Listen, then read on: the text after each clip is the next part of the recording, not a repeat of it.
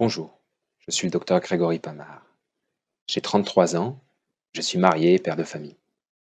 Depuis 1 an, 4 mois et 13 jours, je n'ai plus le droit d'exercer mon métier de médecin généraliste dans mon pays, la France. Il y a 500 jours, on m'a forcé à abandonner mes patients, à les laisser seuls et sans solution. Il y a 500 jours, le gouvernement français a jeté dehors les médecins, infirmiers, soignants, pompiers, personnels des centres de santé qui refusaient l'injection anti-Covid. Nous avons perdu le métier que nous aimons, et le gouvernement a inventé un nouveau statut. Nous sommes les suspendus. Sans salaire, sans indemnité, sans aucune aide.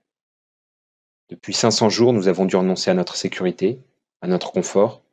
Certains font la manche, des familles sont obligées d'abandonner leur maison, des personnes obligées de quitter leur pays. Et notre seul crime, c'est d'avoir été prudent, d'avoir refusé un nouveau traitement.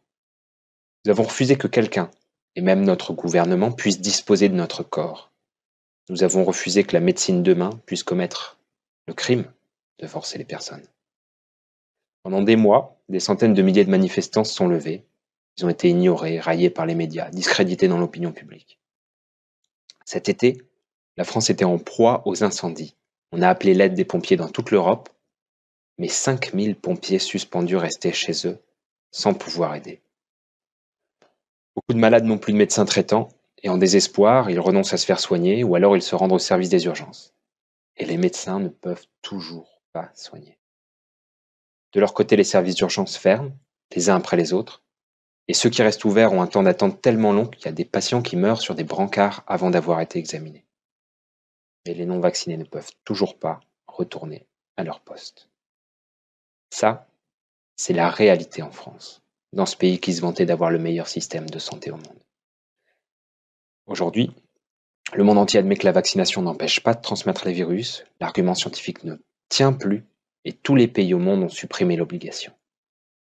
Mais non, pas tous. La France est le dernier pays qui conserve cette obligation vaccinale pour les métiers de la santé. Et cette exception française, nous la devons au président Macron qui a annoncé, et là ce sont ses mots, les non-vaccinés, j'ai très envie de les emmerder. Et donc, on va continuer à le faire jusqu'au bout. C'est ça la stratégie. Il en fait une affaire personnelle et il se met au service de l'industrie pharmaceutique contre son propre peuple.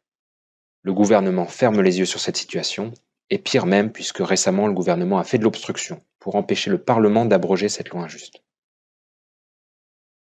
500 jours déjà. 500 jours. Est-ce que je pourrais à nouveau exercer comme médecin dans mon pays? Je sais pas. Et en fait, j'ai peur de ce que la médecine devient. Et en fait, j'ai peur de ce que mon pays devient. Parce qu'il y a ce statut-là de suspendu qui permet à l'État de faire disparaître socialement n'importe qui pour ses idées. Aujourd'hui, c'est les soignants. Demain, les professeurs récalcitrants, les policiers, les juges. Alors c'est pour cette raison que je m'adresse à vous. Le gouvernement verrouille notre capacité d'action. Et si nous voulons que la cause soit entendue, on doit dépasser les frontières de notre pays. On doit informer et soulever massivement l'opinion publique internationale. Le monde doit dire à Emmanuel Macron et son gouvernement, vous ne pouvez pas piétiner la démocratie. Ceux qui donnent leur vie pour prendre soin des autres méritent mieux que cela. La santé, la liberté des Français méritent mieux que cela. La France ne peut pas devenir un État totalitaire. Le pays des droits de l'homme mérite mieux que cela. Ceci est un appel à l'aide. Nous avons besoin que l'opinion publique internationale comprenne et sache ce qui se passe en France, l'état de notre santé, l'état de notre politique. Ceci est un SOS.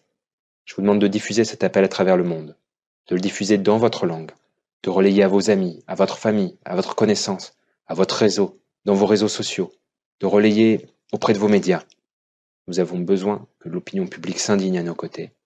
La France a la prétention d'avoir guidé le monde, et aujourd'hui c'est au monde de soutenir la France. Merci.